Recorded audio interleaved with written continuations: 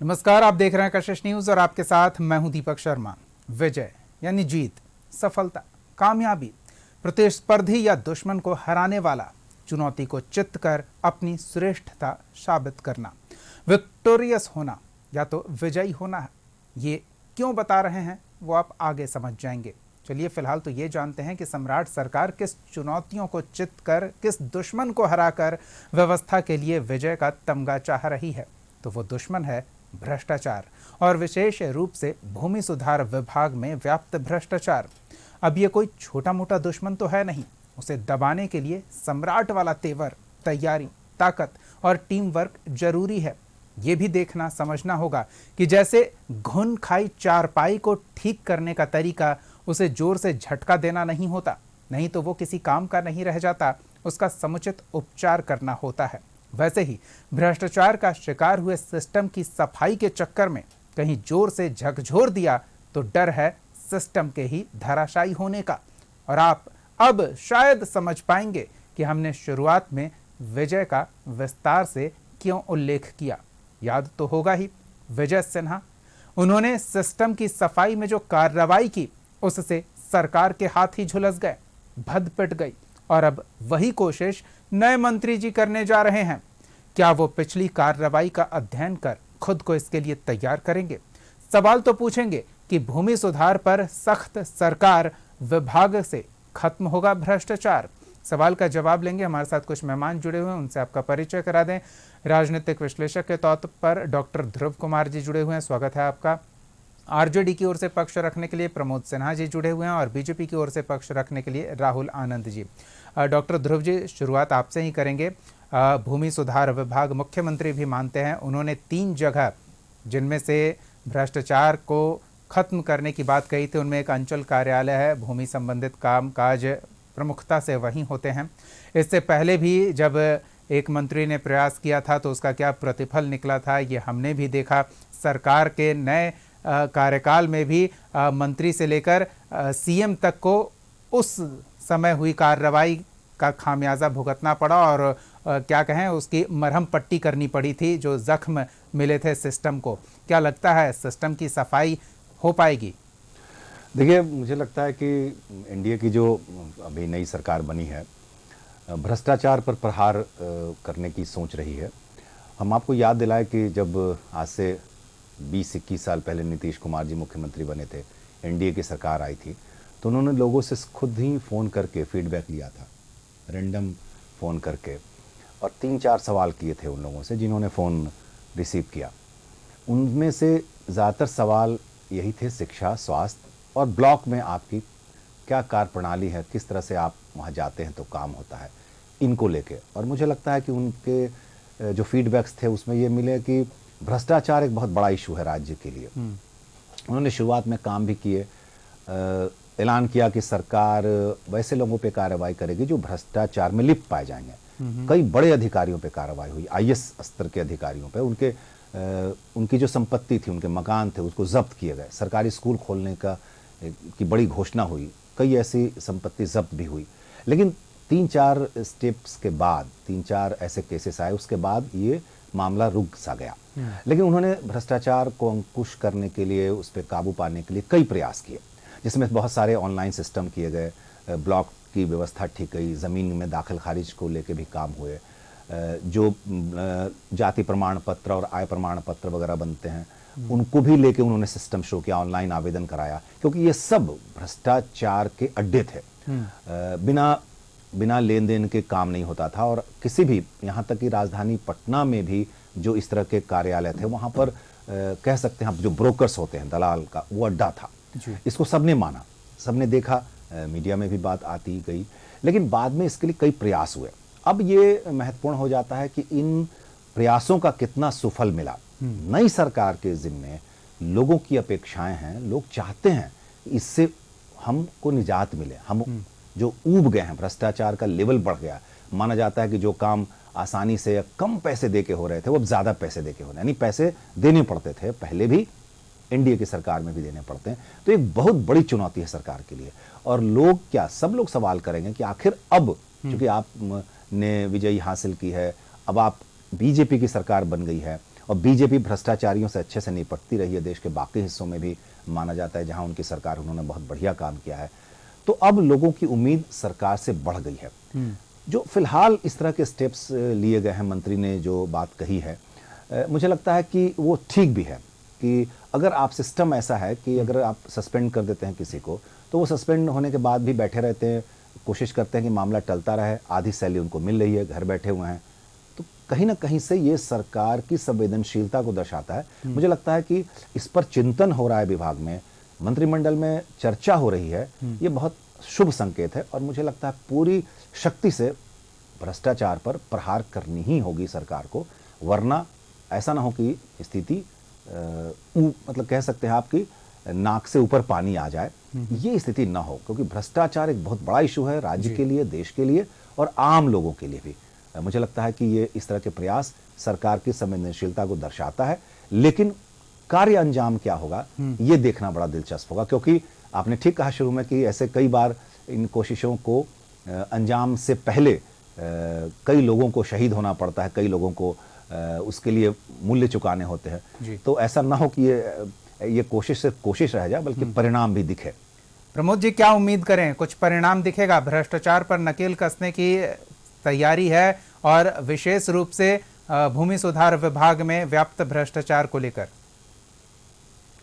देखिए दीपक जी, अभी मैं सुन रहा था राजनीतिक विश्लेषक जो हैं रूप जी का, कई सारी बातें इन्होंने कहने का काम किया और लगा कि जैसे पिछले कई सालों से जो सरकार है उस सरकार के जो है बेहतरी को दिखलाने का काम उन्होंने कर। उन्होंने तो यहाँ तक कह दिया कि भारतीय जनता पार्टी बिहार तो छोड़ दीजिए, देश में भी भ्रष्टाचारियों पर नकेल लगाने का काम। तो बिहार क्या छोड़ दीजिए, पूरे देश के अलग अलग राज्यों में जिन लोगों पर भ्रष्टाचार के आरोप खुद प्रधानमंत्री नरेंद्र मोदी जी लगाने का काम करते थे कि ये भ्रष्टाचारी है, और जैसे ही वो भ्रष्टाचारी कुछ दिन के बाद उनके पाले में चला जाता है, भारतीय जनता पार्टी ज्वाइन कर जी। वो कमल छाप साबुन से नहला करके जो है सदाचारी हो जाता है। एक नहीं कहिए तो दर्जनों उदाहरण आई। अभी तो कई राज्य के मुख्यमंत्री बने हुए हैं जिन पर ये लोग, भारतीय जनता पार्टी के लोग, भ्रष्टाचार के आरोप लगाते थे। अब देखिए सवाल उठता है कि जिन विषय को आज आपने डिबेट के लिए, बहस के लिए रखा है, भूमि सुधार विभाग का, तो अभी देखिए कुछ दिन पहले, अभी जो है 6 महीना के भीतर में 2 सरकार बन चुकी है जी। 1 महीना पहले मुख्यमंत्री बने हैं सम्राट चौधरी जी, और उसके पहले चुनाव के ठीक बाद जो है नीतीश कुमार जी बने थे। तो नीतीश कुमार जी के मंत्रिमंडल में डिप्टी सीएम बने थे जिनको कि भूमि सुधार विभाग दिया गया था विजय सिन्हा जी को। और आपने भी देखा कि लगातार वो जो है न सिर्फ अंचल कार्यालय का दौरा करते थे, बल्कि अलग अलग जिला में भी जाकर के जो है जन सुनवाई करने का काम करते थे। और उन्होंने कहा था कि हम अफसरशाही को एकदम खत्म कर देंगे, भ्रष्टाचार को खत्म कर देंगे, और हर हाल में जो है काम करना होगा, नहीं तो उनको निलंबित हम करने का काम करेंगे। और उन्होंने जो है निलंबन भी करने का काम किया। अफसर लोग सामूहिक हड़ताल पे चले गए, उसके बाद जो है निलंबन भी हुआ, और जैसे ही अभी सरकार में आए सम्राट चौधरी जी, उनको जो है सारा निलंबन को मुक्त कर दिया गया। तो जो व्यक्ति अपने ही सरकार के फैसले को, क्योंकि सरकार तो इन्हीं का था, सिर्फ चेहरा अभी बदल गया, नीतीश कुमार जी की जगह पे सम्राट चौधरी आ गए हैं। तो जब अपने ही सरकार के द्वारा लिए गए फैसले को जो है बदलने का काम करते हैं, और वो भी तब जब यह कह करके कि हम जो है जन सुनवाई करने का काम करेंगे, हम जो है सहयोग पोर्टल लाने का काम कर रहे हैं, और 30 दिनों के भीतर जो है इन सब चीजों पर फाइल को न लटकाना है, न भटकाना है, न अटकाना है, बिना देरी किए हुए फाइल को निष्पादन करना, और नहीं तो वो खुद निलंबन मुक्त समझे जाएंगे। तो इनका जो है देखिए अभी जो नए मुख्यमंत्री बने हैं, इनका तो ये दोहरा रवैया तो उजागर हो रहा है ना। एक और जिन पर पूर्व इनके सरकार में ही जो डिप्टी सीएम थे पहले, वो कार्रवाई किए, तो आपने निलंबन मुक्त उनको करने का काम किया। आप कह रहे हैं कि 30 दिनों के भीतर नहीं होगा तो हम निलंबित कर देंगे। ये बड़ी बात आ गई है। हम इस चर्चा को आगे बढ़ाते हैं, आते हैं आपके पास फिर से प्रमोद जी, राहुल जी के पास चलते हैं। राहुल जी, प्रमोद जी जो कह रहे हैं उसे वो सुनते हुए मुझे एक फिल्मी गाना याद आ रहा था कि झुकती है दुनिया, झुकाने वाला चाहिए। तो झुकाने वाला सरकारी पक्ष था और भ्रष्टाचारियों को झुकाने का प्रयास किया जा रहा था, लेकिन सिक्का पलटा और फिर परिस्थितियां बदल गई। अब जो झुका हुआ था, जो निलंबन का सामना कर रहा था, उसे एक आभास हो गया है कि सम्राट हो या कोई हो, झुकेंगे अगर झुकाने का मादा दिखाया जाए तो फिर इस भाव में कैसे भ्रष्टाचारियों पर नकेल कसेगी सरकार? देखो, ये आज जो हम चर्चा कर रहे हैं, ये चर्चा काफी गंभीर विषय पे हो रही है और इसकी गंभीरता जो है वो आम जनता से जुड़ा हुआ एक महत्वपूर्ण विषय है। देखिए, एक बहुत पुरानी फिल्म आई थी हाथी मेरे साथी, उसमें जो एक गाना फिल्माया गया था, उसमें जानवर को भी सिखाया जा रहा था कि दुनिया में रहना है तो काम कर प्यारे, हाथ जोड़ सबको सलाम कर प्यारे। तो ये जो सरकार है वो निश्चित रूप से जनता के द्वारा चुनी गई सरकार है और जनता के लिए समर्पित सरकार है। और जो भी उदाहरण दिया जाए, ये और आपने जो एक बात कही, झुकती है दुनिया, झुकाने वाला व्यक्ति होना चाहिए, तो बिल्कुल स्पष्ट बात है ये कि जो हम लड़कर नहीं, ना किसी का बिगाड़ कर, लेकिन जनता की भलाई की जो भी आवश्यक कार्य होंगे वो सरकारी अधिकारियों को करना होगा। ये ऑफिसर शाही वाली सरकार नहीं है, ये लाल पिता शाही को प्रमोट नहीं करेगी, ये सिर्फ और सिर्फ उन केंद्र बिंदुओं पे ज्यादा ध्यान देगी जो जनता से जुड़ा मामला हो। देखिए, जो अभी सहयोग शिविर भी लगाए गए थे, उस सहयोग शिविर का भी एक मुख्य उद्देश्य यही था कि इसकी क्रियान्वयन होनी चाहिए और जो जनता है वो पंचायत से निकलकर बहुत से बहुत ब्लॉक स्तर तक आए और पटना में उसको कुछ ना करना पड़े माननीय मुख्यमंत्री जी के आवास के आसपास जनता दरबार में।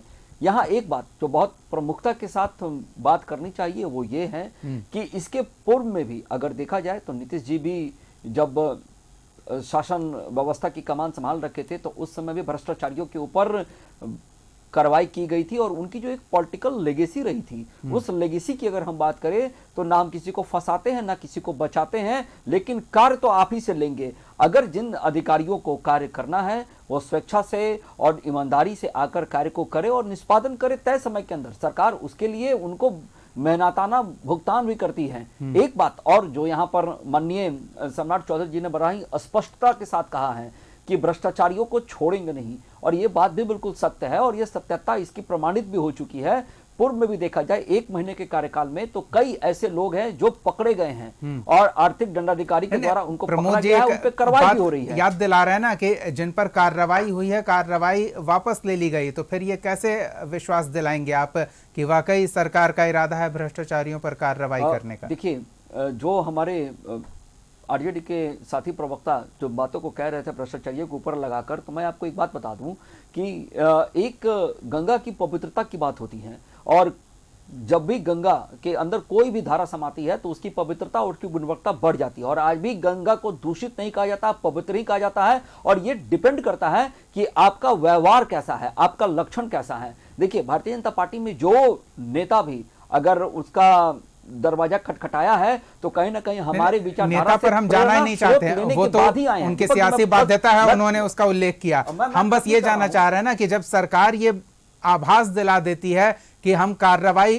करके फिर उस कार्रवाई से वापसी भी ले सकते हैं, यू टर्न ले सकते हैं अपने ही एक्शन को लेकर, तो फिर आगे इस तरह की कार्रवाई करने की हिम्मत सरकार दिखाएगी, ये डर कैसे भ्रष्टाचारियों में दिखे? देखिए, पहले से अगर बात करी जाए तो बहुत हद तक भ्रष्टाचारियों के ऊपर कमान कसा जा चुका है सरकार के द्वारा। और दूसरी सबसे महत्वपूर्ण बात जो आप इस बात को कह रहे हैं कि पहले क्या हुआ था अब क्या हुआ है, और विजय सिन्हा जी के जो संदर्भ की हम चर्चा कर रहे थे, तो यहाँ एक बात बहुत स्पष्ट है और वो सबके जहन तक उतरनी चाहिए, वो ये है कि जीरो टॉलरेंस की जो नीति है भ्रष्टाचार पे, वो हम मुखर रहेंगे। अगर भ्रष्टाचारी है तो उनको वीआरएस ले लेना होगा तय समय के अंदर। इसका तो और डॉक्टर ध्रुव कुमार ने भी उल्लेख किया है, प्रमोद जी ने भी उसे कोट किया है कि ये तो 20 साल से प्रयास कर रहे हैं ना, नीतीश कुमार का भी जीरो टॉलरेंस था, वो अब तक जीरो रिजल्ट देता दिख रहा है ना, तब भी तो भ्रष्टाचार है और उसका उल्लेख सम्राट चौधरी को खुले मंच से करना पड़ रहा है। दीपक जी, एक चीज और आपसे कहना चाहूंगा मैं कि ये सरकार की अच्छाई होती है और इसकी नीयत और नीति को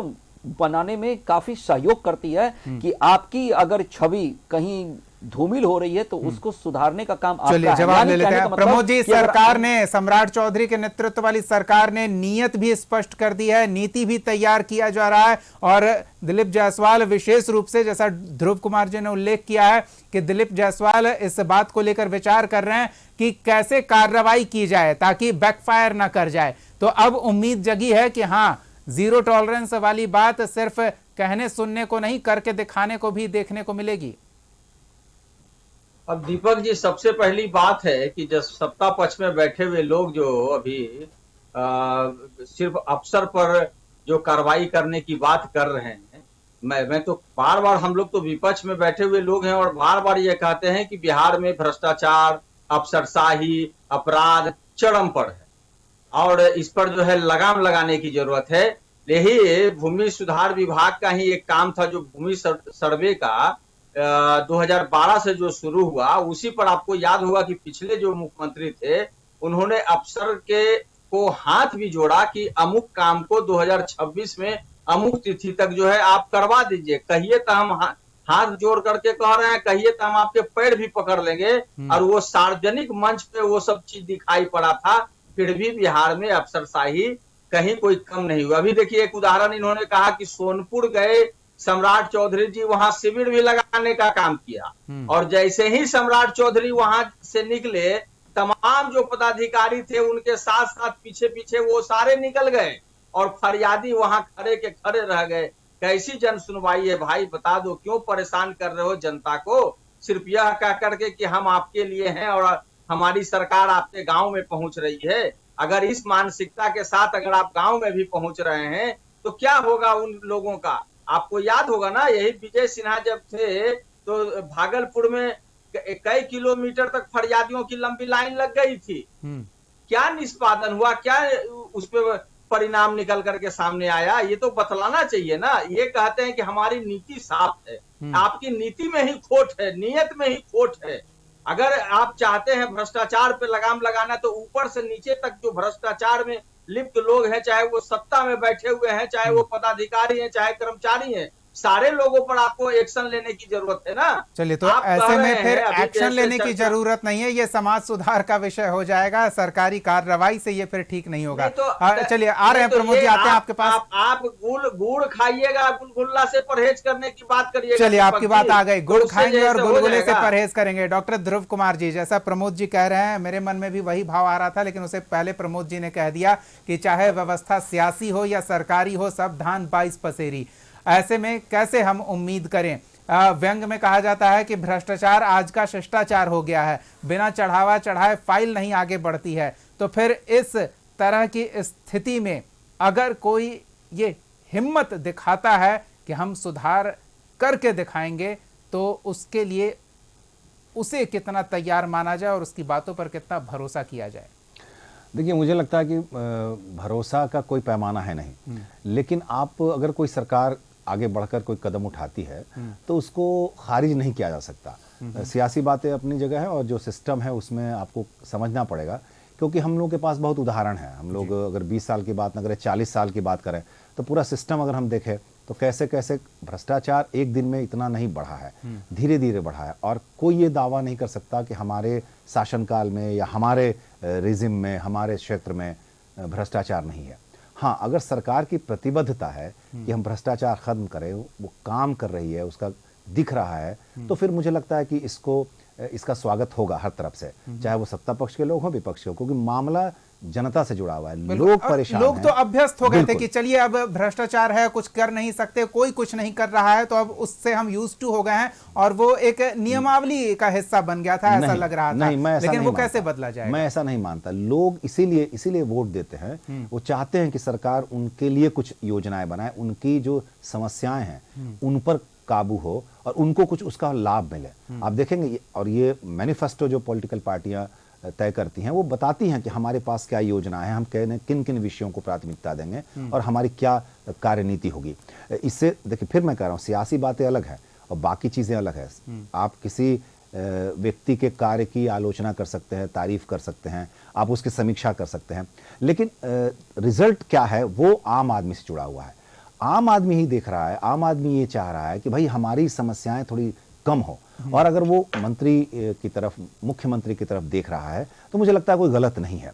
अगर सरकार ने भी अपनी प्रतिबद्धता दोहराई है तो देखना पड़ेगा कि वो कैसे काम कर रही है, वो क्या रिजल्ट दे रहा है। क्या एक महीने में, जैसे मैंने कहा कि नीतीश कुमार जी ने कहा था कि जो अधिकारी भ्रष्ट होंगे उनकी संपत्ति जब्त होगी, हुई, 3-4 लोगों की संपत्ति हुई। फिर आपने एक दो भी में कहा कि स्कूल- 3-4 बार उसके जी, बाद फिर बिल्कुल। खबरें आनी बंद हो गई। तो मैं यही कह रहा हूं, अगर मुख्यमंत्री ने कहा है कि 1 महीने में वो स्वतः मतलब हट जाए, चले जाए, नहीं तो फिर वो दंडित होंगे, तो अगर मान लिए सुधरते हैं, कितना सुधरते हैं, सुधारने के लिए सुधारते क्या हैं या कार्रवाई, सुधारते हैं, दोनों बातें हैं ना। सुधारने के लिए क्या कार्रवाई होती है, क्या सचमुच वो। लेकिन ये बात मुझे बहुत ठीक लग रही है कि अगर सस्पेंड होकर आप 5-7 कुछ लोग सस्पेंड जानबूझ के हो जाते हैं क्योंकि सैलरी मिल रही है, कुछ आराम करेंगे, तो वो ऐसे लोगों को फिर उनसे काम लिया जाए, तो ये उनके सिस्टम नहीं तो की उनके नीति- केस को फास्ट बिल्कुल। ट्रैक करके सिस्टम से बाहर ही बिल्कुल, फेंका हाँ। जाएगा ना। दिलीप मैं यही- जायसवाल ने वो भाव प्रदर्शित किया मैं है, यही कह रहा हूं वो तो ठीक है, कार्रवाई लेकिन हो और ऐसे लोग बाहर होने चाहिए। सबको सस्पेंड कर देंगे तो काम कौन करेगा? सस्पेंड नहीं। विजय सिन्हा के समय कुछ इसी सिर्फ तरह की स्थिति बन सस्पेंड गई ही नहीं हो, उन पे कार्रवाई करके उनको, अगर वो कन्विक्टेड हैं तो उनको सजा होगी, अगर वो उनको नौकरी से मुअत्तल किए जाए ऐसे लोग। लेकिन ये जो पेंडिंग मामले हैं, 5 साल, 7 साल, 10 साल आप करते हैं, तो किसका नुकसान हो रहा है? जनता के पैसे का नुकसान हो रहा है। वो सैलरी तो उन्हें मिल रही है, काम कर नहीं रहे हैं, और वो हैं दागी, वो भ्रष्टाचारी हैं। तो ऐसा कोई व्यक्ति बिहार में नहीं है डॉक्टर ध्रुव कुमार जी, आप भी हैं, हम भी हैं, जिन्होंने कभी कोई एक प्लॉट लिया हो, घर बनाने का कोई प्रयास किया हो या किसी सरकारी योजना से लाभान्वित हो। शौचालय के लिए इतनी राशि आएगी तो उसका इतना हिस्सा यहाँ जाएगा, आवास के लिए इतनी राशि आएगी तो उसके हर किस्त का इतना हिस्सा यहाँ जाएगा, जमीन की नापी करवानी है उसकी अलग, अगर कोई रसीद कटता है तो वो अलग है, और रसीद के अलावा ऊपर से कुछ देना है तो वो अलग है। रजिस्ट्रेशन कराना है तो उसका एक फिक्स दर है जो सरकारी दर है, उसके अलावा कार्यकारी दर है, उसके अलावा म्यूटेशन का है वो रेट फिक्स है। तो जब इतनी जगहों पर आप कुछ न कुछ चढ़ावा चढ़ा रहे हैं तो हम कैसे माने कि इतने बड़े स्तर पर सिस्टम की ओवरवायलिंग कर सकती है सरकार? नहीं, मुझे लगता है देखिए, कोई काम आप ये नहीं कह के छोड़ सकते कि ये बहुत सिस्टम में है, बहुत दिक्कत है। कहीं तो शुरू करनी पड़ेगी, कहीं से शुरू करनी पड़ेगी। पूरी तो व्यवस्था शुरुआत सड़ी हुई दिख रही है अगर भ्रष्टाचार का चश्मा लगाएं तो। दीपक जी, तो फिर क्या इलाज है? कोई तो कार्रवाई करेगा। आप क्यों उम्मीद करते हैं? इसको तो कहते हैं कि भाई आप हिम्मत हार रहे हैं। अगर ठीक है भ्रष्टाचार है, लेकिन भ्रष्टाचार को खत्म करने की मुहिम कहीं तो होगी, कहीं से शुरू होगी। अगर मान लिए इस मंत्रिमंडल में ये प्रतिबद्धता हिम्मत दोहराई हारने है, वाली बात इसलिए ध्रुव जी क्योंकि आपने प्रतिबद्धता- उल्लेख किया कि नीतीश कुमार ने प्रयास किया, मैं फिर कह रहा हूं, विजय प्रतिबद्धता- सिन्हा ने प्रयास किया, सम्राट चौधरी अब प्रयास करने का दीपक जी, ये प्रतिबद्धता मादा दिखा रहे हैं। दीपक जी, ये प्रतिबद्धता अगर कोई दोहराता है तो हम आखिर कैसे शक करें? क्यों शक करें? उनको कार्य करने का मौका दे। मतलब हो सकता है, मैं फिर कह रहा हूं, सियासी पार्टियां अपने अपने तरीके से देखेंगी, लेकिन आम जनता तो उम्मीद कर रही है कि भाई आप आए हैं, आप कह रहे हैं, तो इंतजार करते देखते क्या होता है। फिर वो आकलन करेंगे कि हाँ, हमें कितनी राहत मिली, हमको इन सिस्टम्स ने कितना दिया कुछ फायदा। क्योंकि अब भी परेशान है। जैसे उन्होंने, मुझे मुख्यमंत्री की एक बात बहुत अच्छी लगी सम्राट चौधरी की, कि उन्होंने माना कि निजी स्कूल वाले, प्राइवेट स्कूल वाले अपनी मनमानी करते हैं, फीस भी तय करते हैं, किताबें भी कहते हैं यहां से खरीदो, ड्रेस भी यहां से खरीदो। तो इस बात को, एक ये इशू संवेदनशील इशू है, सोसाइटी का इशू है, उसको एक मुख्यमंत्री संज्ञान लेता है और उस उन्होंने पर तो थाना, ब्लॉक और अंचल भी कहा है। जी बिल्कुल। तो मैं कह रहा हूं, उन्होंने अगर इस तरह की बातें कही है तो हो सकता है कि उनके मन में हो, उन्होंने यूं ही नहीं कहा होगा, उसकी कार्य योजना होगी उनको। हम लोग जरा इंतजार कर लें कि देखें क्या परिणाम आता है, फिर हम समीक्षा करेंगे। हम ये नहीं कर रहे अभी समीक्षा नहीं होनी चाहिए, लेकिन अगर उनके स्टेप्स पर शुरू से ही हम सवालिया निशान, मुझे लगता है कि हमारे जैसे लोगों के लिए आसान नहीं है। क्यों आखिर लगाए? उनको थोड़ा काम जवाब करने दे का अवसर तो दे। लीजिए दीपक जी। हम कोई पार्टी के प्रवक्ता तो है नहीं कि हम अपने तरीके से देखेंगे, क्योंकि नहीं, उनके लिए बिल्कुल एक अनुशासन है। सकारात्मक जी, भाव बिल्कुल। होना चाहिए। बिल्कुल। समाज अगर प्रगति करने का प्रयास करता है तो बिना सकारात्मक भाव के वो संभव नहीं है। अगर एक मुख्यमंत्री आके इस तरह की बातें आगे कर रहा है, अपने मंत्रियों के माध्यम से कर रहा है, मंत्री अगर इस तरह की प्रतिबद्धता दोहरा रहे हैं, तो आखिर दिक्कत क्या है? भाई ठीक है, ये नहीं कह सकते। वो क्या आप चाहते हैं कि वैसा ही चलता रहे? उसके लिए उन्हें दिखाना होगा कि वो पैमाना तय कर पाते हैं व्यक्तिगत रूप से अपने लिए, और फिर वो व्यवस्था के लिए उस पैमाने को प्रभावी बनाने का प्रयास करें। तब सामाजिक सहयोग भी उन्हें प्राप्त होगा, और तब ये सरकार जो रामराज की बात करती है, बीजेपी के नेतृत्व वाली सरकार, उस दिशा में बढ़ती नजर आएगी। प्रमोद जी, उम्मीद पर दुनिया कायम है। डॉक्टर ध्रुव जी उम्मीद कर रहे हैं, मैं ना उम्मीद हो रहा था, मुझे भी उम्मीद करने की सलाह वो दे रहे हैं। आप क्या देख रहे हैं भविष्य में? देखिए दीपक जी, मैं ध्रुव जी को सुन रहा था, एक राजनीतिक विश्लेषक के रूप में वो सकारात्मक बातें को रखने का काम कर रहे हैं, लेकिन सवाल उठता है कि सरकार के नियत और नीति जी, ये दोनों को अभी तो मूल्यांकन करना होगा ना। बिना स्पष्ट दृढ़ इच्छा शक्ति, बिना विजन के जो नीति होगा तो उसका तो फलाफल जो है परिणाम नहीं निकल पाएगा। अभी इन्होंने एक बड़ा बढ़िया बोला कि सम्राट चौधरी जी ने, देखिए, प्राइवेट विद्यालयों के बारे में एक बड़ा बढ़िया बात कहा। तो मैं इनसे जानना चाहता हूं या आप ही के माध्यम से कि प्राइवेट स्कूलों में जिस प्रकार से मनमानी चलती है और चल रही है, आज उधर नहीं जाएंगे, ये समय अनुमति नहीं दे रहा है। हम बस आपकी मंशा जानना चाहते हैं, क्या आप ना उम्मीद है, उम्मीद की किरण आपके पास तक पहुंच रही है? आप दीपक जी, मैं 10 सेकंड में उस पर भी खत्म कर दूंगा। जल्दी से आप बोले जल्दी मैं खत्म कर देता। उन्होंने कब जो है प्राइवेट स्कूल के जो भी प्रबंधक है उनके साथ जो है एक समीक्षा बैठक बुलाने का काम किया, उनको निर्देश देने का काम किया? हेडलाइन मैनेजमेंट करने के अलावा इसको और क्या माना जाएगा? दूसरी बात आप कह रहे हैं, देखिए, चाहे सत्ता पक्ष हो चाहे विपक्ष हो, सबकी जवाबदेही और जिम्मेवारी जनता के प्रति है और हम लोग एक जवाबदेह विपक्ष के रूप में अपनी बातों को उठाने का काम करते हैं। लेकिन जब इनके नियत और नीति में ही खोट हो, आज एक छोटे छोटे पदाधिकारी के यहाँ जब छापा पड़ता है, करोड़ों अरबों की संपत्ति बरामद होती है और रुपया गिनने के लिए मशीन मंगाना पड़ जाता है, तो आप बताइए ना कि बिहार में तो वैसे लाखों लोग हैं, वैसे पदाधिकारी। यहाँ तो दरोगा को जो बिल्कुल, और ऐसे पदाधिकारी हैं जो संपत्ति का ब्यौरा भी देते हैं और फिर जब छापेमारी होती है तो उससे कई गुना ज्यादा संपत्ति उनके टॉयलेट में से ही निकल आती है, बाकी दस्तावेज तो बरामद होते रहते हैं। राहुल जी, जल्दी से एकदम छोटा सा जवाब। भ्रष्टाचार की आग जिसमें सब कुछ जलकर खाक हो रहा है, पूरे सिस्टम को ध्वस्त होता हम लोग देख पा रहे हैं, क्या उस आग में हाथ डालने की हिम्मत सरकार दिखाएगी? हाथ झुलसने के डर से पीछे तो नहीं हट जाएगी? देखिए, पूर्व के संदर्भ को उठाकर अगर देखा जाए तो जब आरजेडी शासनकाल में हुआ करती थी तो उस समय नीतीश जी असहज महसूस करते थे और नीतीश जी ने इस बात को कई बार कहा। इस बात को जो भ्रष्टाचार का उदाहरण देने का जो प्रयास कर रहे हैं, जो खुद भ्रष्टाचारी पार्टी रह चुकी है, जिसके नाम बहुत बड़े अध्याय जुड़े हुए हैं, वो अगर भ्रष्टाचार के ऊपर जीरो टॉलरेंस की बात करें तो मुझे लगता है कि ये वक्त जाया करने के अलावा ये कुछ भी नहीं है। अब सवाल ये उठता है कि एनडीए कितनी सतर्क है। तो एनडीए निश्चित रूप से सतर्क है, मजबूत है और अपनी छवि को फिर से साफ करने के लिए भी तैयार है। और जो भी अधिकारी पाए जाएंगे, जिनकी भी संलिप्तता पाई जाएगी, उन सबके ऊपर कार्रवाई होगी और बहुत मजबूती के साथ कार्रवाई होगी। अगर ऐसी बात है तो फिर उस अधिकारी को खोजकर मेडल देने की जरूरत है जो इस तरह के मामलों से दूर ही रहता होगा। ये प्रोत्साहित करेगा अन्य अधिकारियों को ईमानदारी से अपनी जिम्मेदारियों का निर्वहन करने को लेकर। हम कामना करते हैं कि नाउम्मीद होते एक समाज को उम्मीद की किरण सम्राट चौधरी के नेतृत्व वाली इस एनडीए सरकार से मिले। भ्रष्टाचार के दीमक से जो व्यवस्था ध्वस्त होने के कगार पर पहुंच चुकी है, उसे आमूलचूल परिवर्तन करके, उसे उपचारित करके सुदृढ़ और सजग बनाएगी, जिससे समाज लाभान्वित होगा। फिलहाल समय देने के लिए बहुत बहुत धन्यवाद। डॉक्टर हमारे साथ ध्रुव कुमार जी जुड़े हुए हैं, प्रमोद सिन्हा जी और राहुल आनंद जी, समय देने के लिए धन्यवाद, बहुत बहुत धन्यवाद। अगले एपिसोड में एक और सवाल के साथ हम फिर मौजूद रहेंगे, तब तक के लिए देखते रहिए कशिश न्यूज़।